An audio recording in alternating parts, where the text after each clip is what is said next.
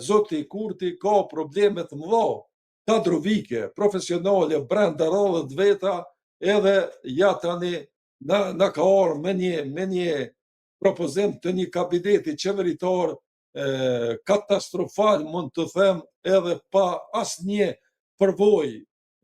institucionale dhe me një qeveri që edhe për 4 vjet vetëm do të kemi stagnime, do të kemi shkurje mbrapa pa mundësi për të ecur tutje. Mund të themi se ndoshta një përparim i mirë është që zoti Konjufsa është zavens kryeministër edhe ministër i punëve të jashtme, që sidomos këtë që ka të bëjë me punët e jashtme me diplomacinë, zoti Konjufsa e mbulon shumë mirë. Pjesa tjetër, sigurisht nëse nuk zgjedhet Ramush Haradinaj presidenti Republikës, atëherë bisedimet do t'i udhëheq zoti Konjufsa, edhe do të ecim tutje, me qenë se befasia më e madhe në këtë rast ka ardhur që zoti Besnik Bislimi, i cili ishte njeriu më i afërt i zotit Kurti, nuk është fare në kabinetin qeveritar, përpos nëse zoti Kurti ka vendosur që ta lënë edhe një ministër në të ardhmen, ta propozoj shumë shpejt, vetëm për negociata edhe për të kryer marrëveshjet me Serbinë, ai mund të jetë Besnik Bislimi, por përndryshe nëse pse e ka lënë zotin Bislimi jashtë qeverisë, ne në Kosovë vërtet e kemi pakjarë. Gjithashtu, jashtë qeverisë ka mbetur edhe zonja Rozeta Hajdari, ish ministra e tregtisë dhe industrisë, si dhe jashtë qeverisë ka mbetur Arbrije Nagafsi, e cila e udhëhoqi për 4 vite Ministrinë e Arsimit, derisa të tjerët thuaj se janë në kabinet qeveritar, përpos që i ka bërë disa ndryshime kozmetike prej një ministrisë e ka bërë në ministrinë tjetër, por ajo që mund të themi në ekspozen e zotit kryeministër, kishim një fontan dëshirash, të cilat i ka pas zoti Kurti edhe në zgjedhjet e kaluara, dhe të gjitha ato që kanë të bëjnë me infrastrukturën, energjinë, zhvillimin ekonomik, shëndetësinë dhe arsimin, banimin dhe mirëqenien sociale, sundimin e ligjit, në gjitha këto zoti Kurti për 5 vjet ka dështuar. Dhe me drot madhe themi, kemi rezervë të madhe që Albin Kurti me këtë kabinet qeveritar do ta çojë Kosovën përpara. Priga ime më e madhja është, sepse ne kemi marrë një obligim ndërkombëtar. Kosova ka marrë një obligim ndërkombëtar që të organizoj lojrat mesdhetare në vitin 2030, kur janë parapara. Dyshimet e mia të bazuara janë se ne nuk do të jemi në gjendje me këtë qeveri, me këtë ministër të sportit, me këtë kryeministër, me ta përmbyllim ciklin e investimeve të mëdha, të cilat duhet të bëj Kosova për të përgatitur terrenet sportive, objekte sportive në cilat do të zhvillohen garat, 26 disciplina të lojrave mesdhetare, për të cilat besoj se ne edhe për futboll nuk kemi stadiume të cilat i plotësojnë kushtet, përveç stadiumin e Prishtinës që e kemi në kategorinë e 5. Ne nuk kemi qenë në gjendje ta kemi një stadium që i plotëson kriteret për ekipin, për kombëtarën e Kosovës. E lere më të bëjmë ne 26 terrene sportive të cilat ka nevojë për të zhvilluar. Ne nuk e kemi asnjë bazen me standarde olimpike. Ne nuk kemi, domethënë, ato sportet e ndryshme të cilat zhvillohen në kategori të ndryshme sportive. Andaj me 250 milion, të cilat qeveria planifikon t'i ndoj, ne nuk mund t'i rregullojmë vetëm stadiumet e futbollit. Dhe ku janë ato palestrat e basketbollit, palestrat e handbollit, palestrat që kanë të bëjnë me sportet ujore e tjera. Krejt këtu po të kishin filluar para 4 vitesh, edhe 4 vite tashme nuk do të mund përfundonin, e lere më që ne nuk kemi filluar asgjë nga gjitha këtu. Dhe ironia më e madhe është që në këtë rast ka mundësi që në prag të zhvillimit të lojrave mesdhetare të na i merr Serbia organizimin e lojrave mesdhetare, dhe këtë do të ishte një paaftësi që do ta shfaqte në arenën ndërkombëtare qeveria e Republikës së Kosovës, e cila është e padenjë për të organizuar sporte të tilla. Pastaj ne të jemi organizatori lojrave mesdhetare, derisa jemi në kollaps energjetik dhe nuk shohim asgjë që zoti Kurti edhe për 4 vite të ardhshme mund ta nxjerrë Kosovën nga kollapsi energjetik, dhe ne në mes të lojrave të kemi reduktime të energjisë elektrike, kjo do të jetë turpi më i madh që mund ta bëj qeveria në arenën ndërkombëtare. Kështu që po themi, nëse urojmë dhe dëshirojmë që në këtë rast të mos kaloj zgjedhja presidentes dhe Kosova ta ketë edhe një proces zgjedhor dhe të fitojmë një qeveri, edhe nëse dele para vetëvendosje. Megjithatë, ta kemi një koalicion dhe të marrim kuadro profesionale të përgatitura nga parti tjera, të cilat i kanë me bollok, edhe nga universiteti, nga akademia, që unë kom prit në këtë rast që zoti Kurti, me qenë se ka mungesë të madhe kadrovike, të kërkoj nga shoqëria civile, të kërkoj nga universiteti, të kërkoj nga Akademia e Shkencave, që të marrë njerëz sa më të fortë në qeveri, nëse dëshiron që ta nxjerrë këtë shtet nga kriza e madhe në cilën na ka kaplu. Sepse vërtet Kosova sot ka probleme të mëdha, jo vetëm në ekonomi, por edhe në energji, kemi probleme të mëdha të zbrazjes të Kosovës, kemi probleme të mëdha në shëndetësi, në arsim, mirëqenie sociale. Gjitha këto me Albin Kurtin vetëm kanë stagnuar. Albin Kurti në ekspozen e vet thot se Kosova ka pasur zhvillim ekonomik në shkallë 6%, gjë që është e pavërtetë. Sepse me njerë pas pandemisë, Kosova, apo në vitin e pandemisë, e kemi pas në minus brutoproduktin vendor, minus 5%. Me njerë pas pandemisë, kur kemi startu, ka qenë vërtet një rritje e GDP-s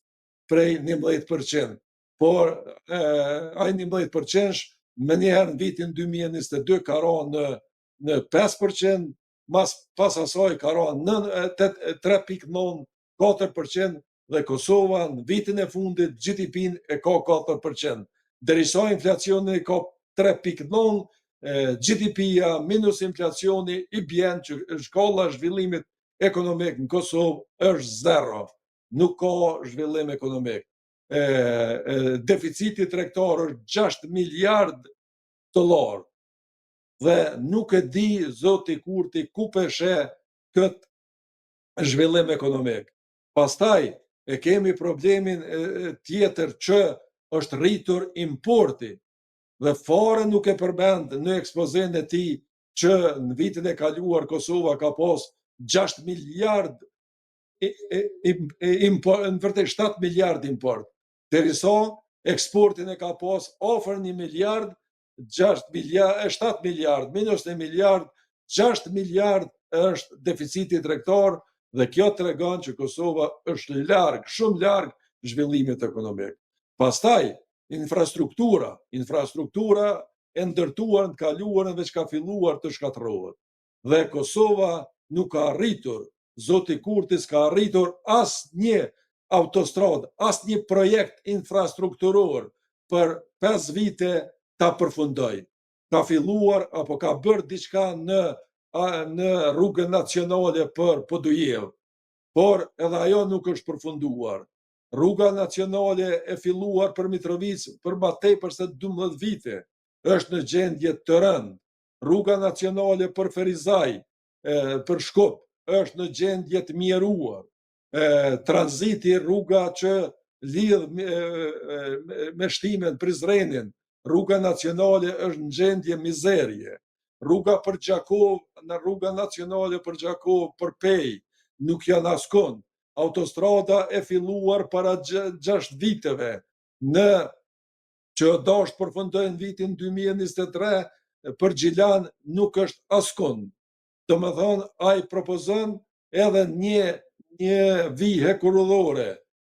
për Durrës, gjë që ajo veç mund t'jetë dëshirë, fonton, sepse kjo qeveri as nuk ka kapacitete, as mundësi dhe as njëherë nuk do të realizohet. Ne jemi në rehabilitim të hekurudhave Hani Elezit Mitrovic, dhe që 8 vite ne vetëm vend numrojmë dhe nuk jemi askund. Dhe më thonë, i kemi ndihmën e bankës për zhvillim edhe të qeverisë, por me gjithate kemi stagnim të jashtëzakonshëm. Tuneli që është para po i lidhjes mes Prizrenit edhe Tetovës, kur nuk do të bëhet. Spoku jo me këtë qeveri, sepse ta janë të paaft për të zhvilluar projekte të tilla infrastrukturore. Investimet e jashtme janë në shkallën më të ulët që ndonjëherë ka pas Kosova. Investimet të jashtme nuk duhet konsiderohen blerjet e pasurive të patundshme të banesave, tokave të cilat mërgata jonë i bën në Kosovë. Do më thënë, mërgata është duke bler banesa, shtëpi, prona të ndryshme dhe ato i konsiderojmë investimet direkte nga jashtë. Nuk janë ato investimet direkte. Edhe ato bizneset të cilat i kishim, ta që qeveria Kurti i qunë oligark, po na ikun me të madhe në Shqipëri dhe në Maqedoni, sepse në Kosovë të papërgatitur e bëm liberalizimin e tregut të energjisë dhe bizneset sot kanë një energji me një kost të 3 herë e 4 herë më të lartë se sa e kishin më parë, dhe duke ju shtrejtuar kaq shumë fatura energjisë elektrike, ata po dalin apo po e bartin biznesin e tyre në vende siç është Shqipëria edhe Maqedonia, dhe vetëm në vitin e kaluar bizneset kosovare afër gjys miliardi dollar e kanë bart apo e kanë investu në Shqipëri, sepse Kosova është një treg që apo një qeveri e Kosovës po i ndjek biznesmenet kryesor më të mirë që e kanë bartur barën e zhvillimit ekonomik në Kosovë. Andaj, themi se Zoti Kurti me këtë propozim të kësaj qeverie vërtet ka tregu se ai e ka ndërmend edhe për 4 vite të vendnumroj dhe të mos e zhvilloj këtë vend. Si u duk qasja e Zotit Kurti në kuvendin e Kosovës lidhur me gjyqin që po zhvillohet në Hag? A mendoni që ishte një qasje e sinqert apo ishte një detyrim pasur parasysh dhe popularitetin që kanë si në Kosovë si në Shqipëri ish komandantët në Hag? Mendoj se Zoti Kurti e ka nuhatur mirë se po rritet për kraja popullore për djemt, burrat që i kemi në Hag. Tani pritet me 17 shkurt jetë një protestë e jashtëzakonshme që ndonjëherë nuk e ka por populli. Do të jetë një protestë e jashtëzakonshme. Aty do të marrin pjesë të gjitha subjektet politike, aty do të ketë, sepse vërtet qytetarët më në fund të kuptuan se nuk është duke u gjykuar individi aty, nuk është duke u gjykuar askush për hajni apo për korrupsion, por atje po gjykohet lufta e shejt e shqiptarëve, lufta u gjykës e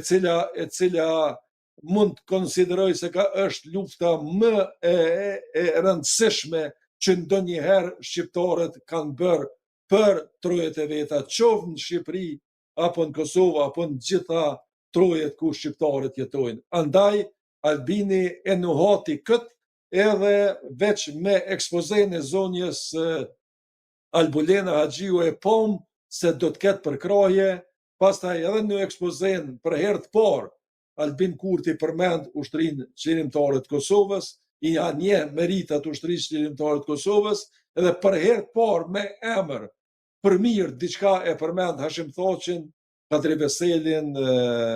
Jakub Krasniqin edhe Recep Selimin. Recep Selimin e ka pas në parti edhe pse e ka përmendur më herët, dhe unë them kjo është pozitive. Duhet përkrahur, por megjithatë mendoj se është shumë e vonë krahasu me atë që ka thënë më herët, edhe si i ka etiketuar, sepse brenda qeverisë Republikës Kosovës, tani të propozuar dhe në qeverinë e kaluar, e kemi zonjën Donika Gërvalla, e cila ka dosje të mëdha të cilat i ka dërguar në Hagë. Pastaj edhe dje veprimi i Lidhjes Demokratike të Kosovës që nuk e përkrahi rezolutën, ishte një dështim i madh, pas dështimit që pas zgjedhje, ishte edhe dështimi i radhës, sepse ata kërkonin diçka që nuk është në projekt të kësaj gjykate për gjykuar pas luftën, nëse ka ndodhur akte jo të mira, por nuk kishte të bënte kjo apo gjykata e Hagës me atë, dhe mosvotimi i tyre është i dobët. E urojmë edhe na vjen mirë që më në fund Kurti ka kuptuar se në Hagë po gjykohet UÇK-ja e jo individet, siç e proklamoi prokuroria, se gjoja po gjykohen individet, e në anën tjetër gjithçka që është bërë atje u po mirë se komplet akuza e cila u lexua ishte shumë qesharake, por për fat të mirë mbrojtja e djeshme edhe pardjeshme që u bë nga avokatët mbrojtës vërtet ishte madhështore, edhe mendoj se e ka shpartalluar komplet pretendimin e prokurorisë, të cilët kërkuan 180 vjet burg, diçka drakonike. Rreziku i vetëm nga kjo është se ndoshta me qëllim e ka bërë prokuroria këtë propozim nga 45 vite burg për secilin nga të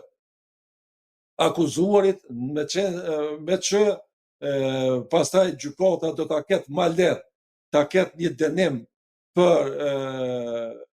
të akuzuarit, 10 vjet, 15 vjet për shembull, e pa thot populli mirë u bo që nuk i dënuan djemt ma shumë, i dënuan me një burg modest, krahasuar me atë që ka propozu prokuroria. Por megjithatë mendoj se diçka vrehej në fytyrat e gjykatësve, dhe ajo që e tha mbrojtja, megjithatë do të ndikoj te gjykata që djemt marrin, burrat marrin vendim lirues me rastin e shpalljes së aktgjykimit që pritet të jetë qershori dikon ose korriku.